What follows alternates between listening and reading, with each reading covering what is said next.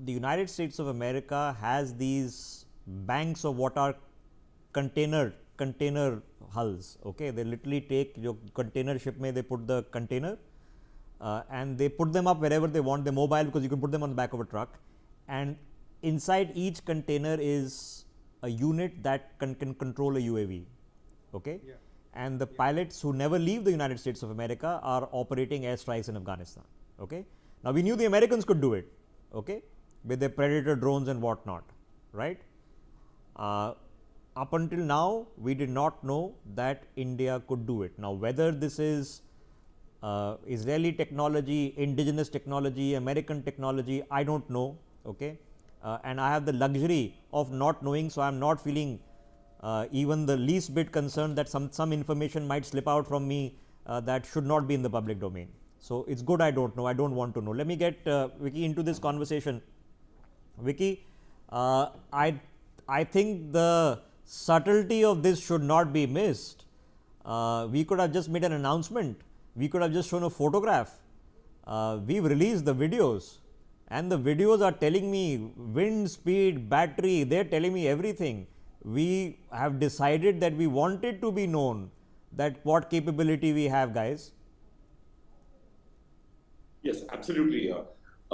See, in the run-up to this, in the run-up to Operation Sindoor, I mean, you must have noticed that there were so many fake news channels from Pakistan, claiming that we didn't have the capability, they would display their military might. I mean, we really did not retaliate on that front.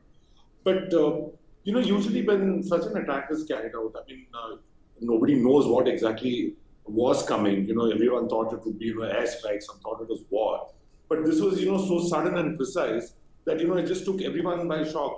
Anyone opening the news sites or, watching the social media handles would have just thought, what on earth just happened? Okay, and even the reaction, from the US was also kind of, you could say that a little startled, seeing the capabilities, the complete secrecy which was maintained ahead of the operation, and releasing the videos was also a very, very important aspect to this. I mean, as we say that a picture speaks 1,000 words. I mean, so a video may be speaking much more. Because of information, my Anand, my colleague, is joining me. We're going to keep this imagery on our screens. Okay, we'll put all the information at the bottom of your screens because that will give you what facts you require, because if you are in India, you need facts on the ground, what else is happening. So I've already told you that PM has chaired a meeting of the Union Cabinet.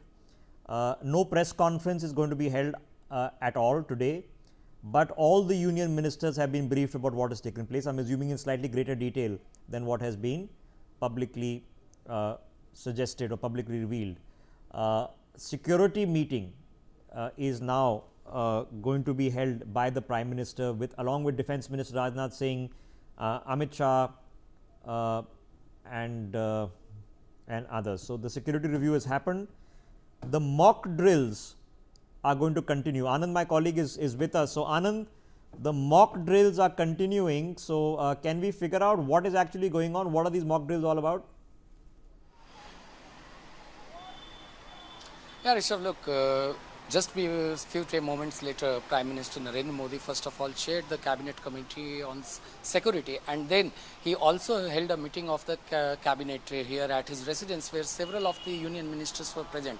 And if there in the meeting, we have been told that all the decisions and all the details of the precise attacks have been shared with all the ministers over there, and now even the mock drills are going on in several parts of the country to make citizens aware that what they need to do in case of counter attack from the Pakistan side, and how they need to be safe. Yeah. So Anand, do any of our colleagues have the details of what's going to happen? I don't want to be superficial about it.